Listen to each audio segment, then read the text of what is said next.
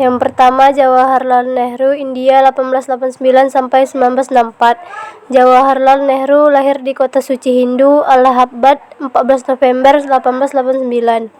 Ia berasal dari keluarga kaya dan terpandang. Ayahnya bernama Motilal Nehru, seorang pemilik perusahaan properti dan merupakan polisi tenar yang 2 kali terpilih sebagai Presiden Kongres Nasional India atau INC semasa pergerakan kemerdekaan, dan ibunya Swaruparni Nehru. Nehru menempuh pendidikan dasarnya di Harrow School di Inggris dan melanjutkan pendidikan tingginya di Trinity College, London.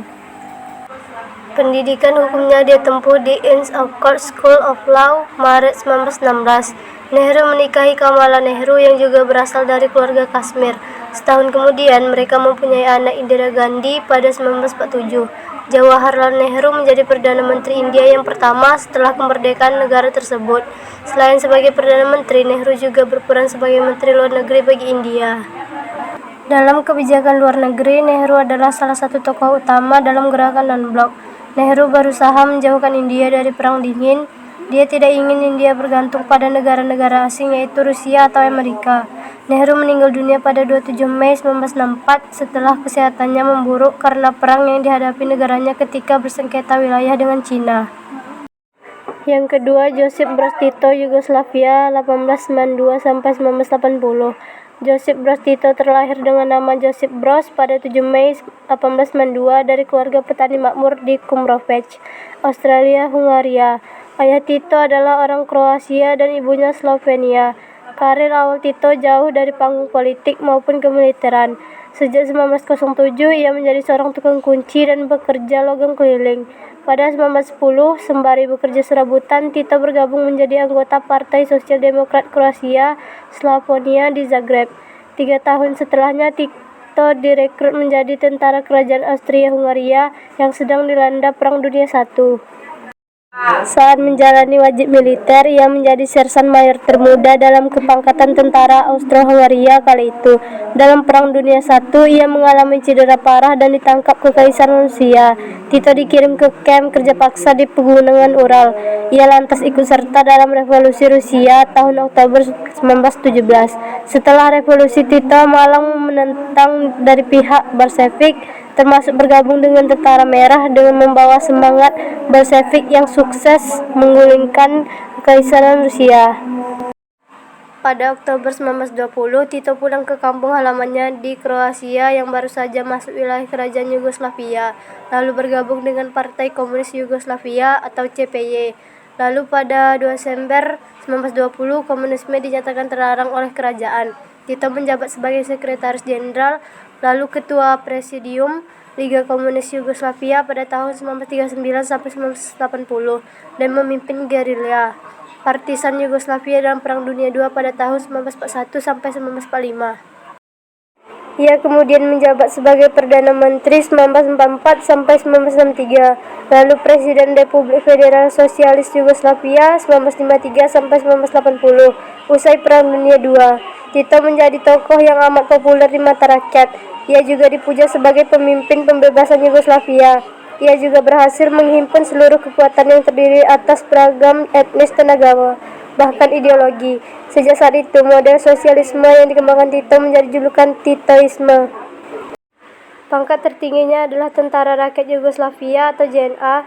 Meskipun menjadi salah satu pendiri Kominform, ia menjadi anggota Kominform pertama yang menentang hegemen Soviet pada tahun 1948. Ia adalah salah satu pemimpin di masa Joseph Stalin yang meninggalkan Kominform dan memulai dengan program sosialis negara sendiri.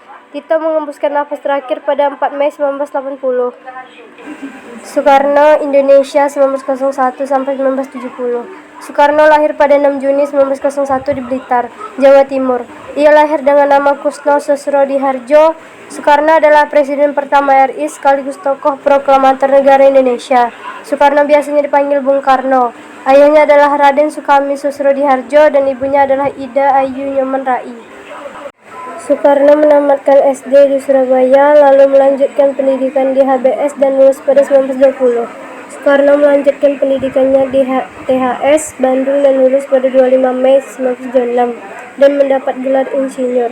Pada 4 Juli 1927, Soekarno mendirikan Partai Nasional dengan tujuan memperjuangkan kemerdekaan bangsa Indonesia, sehingga pada 29 Desember 1929 Soekarno ditahan di penjara Sukamiskin. Perjuangan Soekarno cukup panjang dan akhirnya mampu menyatakan kemerdekaan Indonesia pada 17 Agustus 1945. Bung Karno juga tercatat berusaha menghimpun bangsa-bangsa untuk membuat gerakan non-blok. Soekarno wafat di RSPAD tanggal 21 Juni 1970 karena penyakitnya yang terus memburuk. Ia dimakamkan di Blitar dekat dengan makam sang ibunda. Yang keempat, Kwame Nkrumah, Ghana 1909 sampai 1972. Kwame Nkrumah lahir pada 21 September 1909 di Kropul, sebuah desa di sebelah barat Gold Coast, kawasan di bawah pemerintahan Inggris yang menjadi cikal bakal negara Ghana. Kedua orang tuanya tidak diketahui pasti, namun banyak yang meyakini sang ayah adalah seorang pengrajin emas, sementara ibunya adalah pedagang. Semasa kecil, Nkrumah bersekolah di Sekolah Dasar Katolik Roma di dekat Half Assini. Setelah lulus perguruan tinggi di Achimota pada 1930, Nkrumah memulai karirnya sebagai seorang pengajar di Sekolah Menengah Katolik Roma di Elmina dan Axim. Karena ketertarikannya dengan dunia politik, Nkrumah memutuskan untuk melanjutkan pendidikannya di Amerika Serikat. Ia masuk ke Universitas Lincoln di Pennsylvania pada 1935 dan lulus pada 1939. Nkrumah juga berkuliah di Universitas Pennsylvania sampai dengan 1942. Pada 1945, Nkrumah saat berusia 36 tahun pindah ke Inggris. Di sana ia membantu mengorganisasi terjadinya Kongres Pan-Afrika kelima. Nkrumah kemudian mendirikan Sekretariat Nasional Afrika Barat yang bekerja untuk dekolonisasi Afrika. Dia juga menjabat sebagai Wakil Ketua Persatuan Pelajar Afrika Barat WASU pada 1947. Nkrumah memutuskan kembali ke kampung halamannya setelah mendapat tawaran untuk bergabung dengan konvensi gabungan Gold Coast atau GCC yang didirikan dari Joseph Boakai dan tokoh negarawan yang turut berperan dalam pendirian negara Ghana.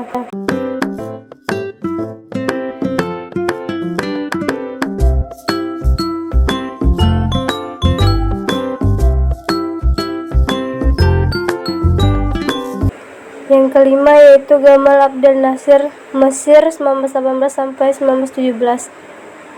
Gamal Abdel Nasser lahir pada 15 Januari 1918 di sebuah kota indah yang menjadi salah satu kawasan wisata favorit rakyat Mesir, yaitu Alexandria. Ia bercita-cita menggabungkan beberapa negara Arab dalam satu kesatuan untuk melawan Israel. Ia membantu rakyat Palestina untuk kembali ke tanah air mereka yang diduduki Israel. Setelah sekolah menengah, ia belajar di sebuah perguruan tinggi hukum.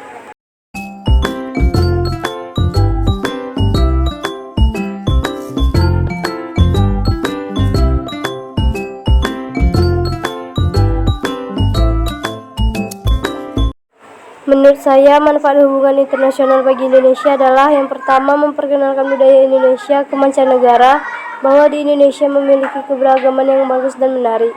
Yang kedua, terciptanya stabilitas yang baik untuk negara kita. Yang ketiga, dapat menunjukkan keunggulan ideologi Pancasila kepada bangsa lain.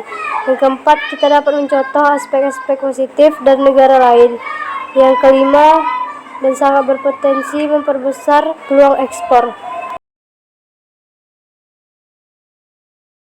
Yang pertama, manfaat hubungan internasional di bidang ideologi yaitu menjaga keutuhan bangsa, mempertahankan ideologi bangsa, menunjukkan keunggulan ideologi Pancasila kepada bangsa lain. Yang kedua, manfaat hubungan internasional di bidang politik yaitu meningkatkan produktivitas kegiatan kebijakan politik, mewujudkan kepentingan nasional, dan mencontoh aspek-aspek positif politik negara lain.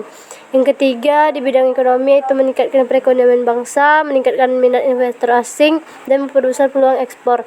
Yang keempat yaitu di bidang sosial budaya, yaitu memperkuat tindakan preventif dan reseptif terhadap ATHG dan menciptakan pembangunan nasional yang positif. Yang terakhir yaitu di bidang pertahanan dan keamanan, yaitu meningkatkan dan menjaga integrasi nasional, menunjang sistem keamanan bangsa dan negara.